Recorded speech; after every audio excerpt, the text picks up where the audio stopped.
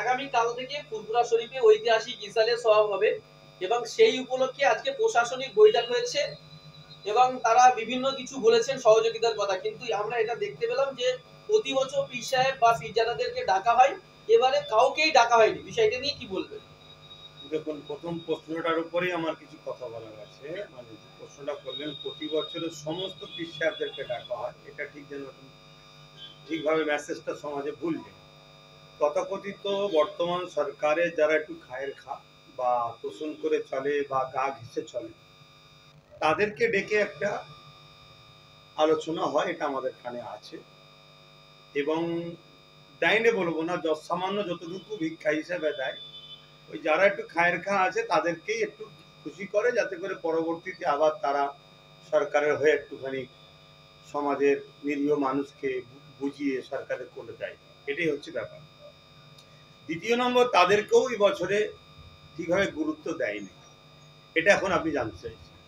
ব্যাপারটা হচ্ছে, যেটা টার্গেট ছিল সে টার্গেট হয়ে গেছে। টার্গেটটা হচ্ছে এটাই যে মুসলিম সমাজের মানুষকে একটা গোলামির বশত্ব শিকার তৈরি করা।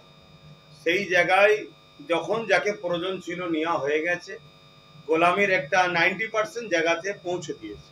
না হয় বলুন মাদ্রাসার শিক্ষা ধ্বংস করছে যারা, এরপরও তাদের পক্ষে যে মুসলমান কথা বলে জানতে হবে এটা গোলামির দিকেই চলে গেছে।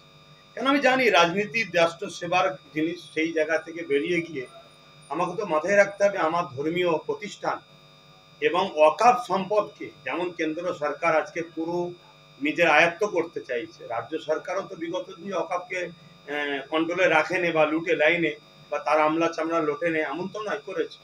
তাই আজকে প্রয়োজন নেই, তাই এদেরকে আর দরকার নেই, সেই জন্য হয়তো গুরুত্ব দেয়নি। আর তৃতীয় নম্বর কথা, অনেক কিছু আশ্বাস দিয়েছে যেটা বলছেন, আমি আপনাকে আবার বলছি, যেভাবে ফুরফুরা শরীফের ঐতিহাসিক ইসালে সাহেবের পশ্চিম বাংলা ধর্মপ্রাণ মুসলিম সমাজের মানুষ, কোটি কোটি মানুষ ঝাঁপিয়ে পড়ে, তার তুলনায় আমি অন্য কোনো ধর্মস্থানকে দেওয়া হোক এটা আমি বিরোধী করছি, শাসক সভা।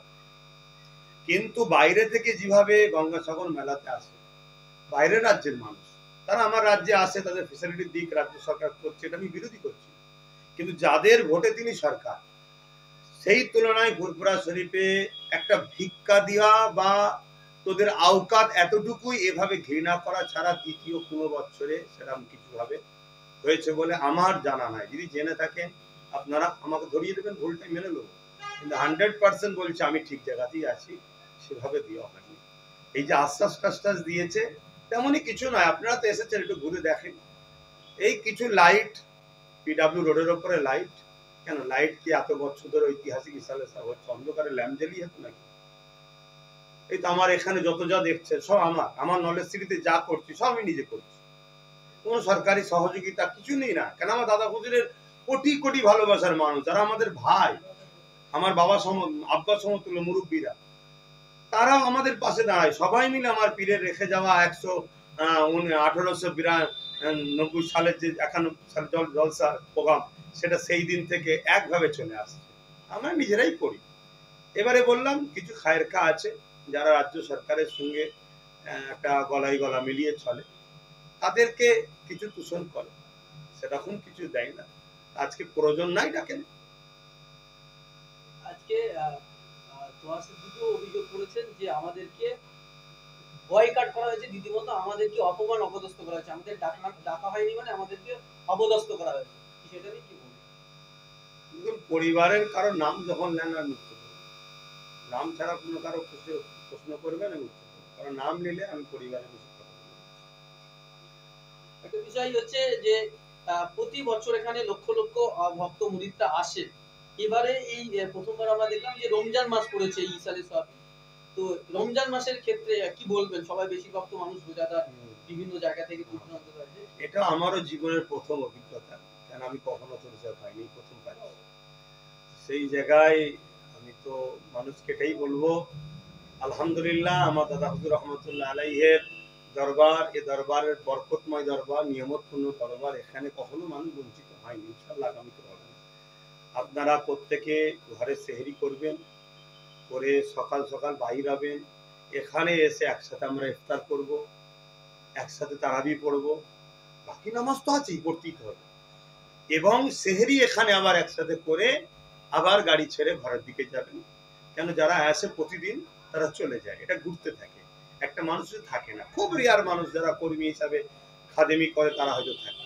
তাহলে এটা আমি আশা রাখবো যে সুবিধা হবে। সেহরি খাবার পর আপনারা ফজরের নামাজ আদায় করে ঠান্ডায় ঠান্ডায় গাড়ি ছাড়বেন, এখানে চলে আসুন, সারাদিন থাকুন, একসাথে ইফতার করি, ইফতারের পর তারাবি পড়ি একসাথে, বিশাল বড় বড় জামাত হবে, তারাবি পড়ে নিয়ে আবার আমরা যে খাওয়া দাওয়ার আইটেম করছি খাওয়া দাওয়া করবেন, আবার একটু জিয়ারত করবেন, ঘুরবেন, সেহরির ব্যবস্থা যত সামান্য গরিবানা যতটুকু করা হচ্ছে সেই সেহরি খাবেন, আবার এখানে ঠান্ডা ঠান্ডায় ফজর নামাজ পড়ে গাড়ি ছেড়ে নিজের ঘরে চলে যাবেন। এটাই রাখবো আশা। এবং পাশাপাশি আপনাদের মাধ্যমে বলবো, প্রতি বছর যেভাবে ধর্মপ্রাণ মানুষ ইসলাম শান্তির বার্তা দেয় আলহামদুলিল্লাহ, তো সেই হিসাবে যেভাবে ট্রাফিক রুলসকে প্রতি বছর মেনে লক্ষ কোটি মানুষ আসছে, আশা রাখছি আলহামদুলিল্লাহ সেভাবেই আসবে। এটা আমাদের গর্ব যে ফুরফুরা শরীফের দরবারে যখন মানুষ আছে, তারা এত লক্ষ লক্ষ মানুষ আছে, কোনো রকম বিশৃঙ্খলা হয় না, কোনো রকম সমস্যা হয় না, এটাকে মাথায় রাখবেন।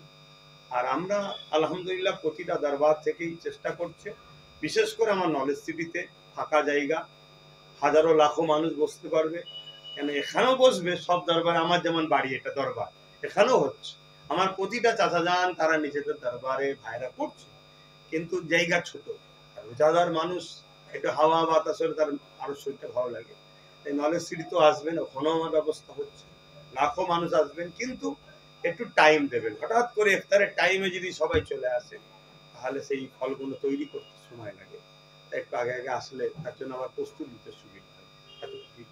নলেজ সিটি ময়দানে বিশেষ কিছু ব্যবস্থা আছে? না, অবশ্যই আমার যেটা প্রতি বছরে হয়ে থাকে, সবজি ভাত আমি করি, কেন ওখানে আশপাশে আমার অন্য ধর্মীয় অন্য সম্প্রদায়ের মানুষ বসবাস করে, তারাও আমার নলেজ সিটির সঙ্গে আন্তরিকভাবে জড়িয়ে আছে। এখন সবজি ভাত ডাল হয়, যেটা আমরা দুপুরেও করি রাত্রিরে করি, এবারে দুপুরে হচ্ছে না রোজা, আমরা ইফতার করব, ইফতারের পরে পরেই আউয়াল ওয়াক্তে আমরা ঈশার নামাজ তারাবি করব, তারপরে সবজি ভাতের খাওয়া দাওয়া ব্যবস্থা। হ্যাঁ, সেহরিটা এখানে করছি দরবারে। হ্যাঁ, দরবারও ইফতার থাকবে, সেহরিও থাকবে। যারা দূর দূরান্ত থেকে মানে গাড়ি ঘোড়া নিয়ে আসে, তো অনেকে স্পিডে আসে, তো সতর্কতামূলক বার্তা কি দেবেন যাতে রাস্তাঘাটে দুর্ঘটনা না ঘটতে পারে? দেখুন, আপনি বলছেন ঠিকই, কিন্তু আলহামদুলিল্লাহ এটা আমার গর্ব, ফুরফুরা শরীফে যখন মানুষ আসে ধর্ম এবং ফুরফুরা শরীফ একটা সুফিয়াজমের একটা প্রাণ কেন্দ্র, আমরা এখানে সর্বসময় মানুষকে তার দিলকে নরম করার চেষ্টা করা হয়, এটা আধ্যাত্মিক শিক্ষা বলে। আশা করছি মানুষ আসে, তারপরেও কিন্তু এটাও ফেলে দেওয়া যাবে না, কিছু ইয়ং ছেলে রক্তের গরম স্বাভাবিক হয়ে যেতে পারে। আমি একটাই কথা বলবো, দেখো ভাই, সময়ের থেকে জীবনের দাম অনেক বেশি।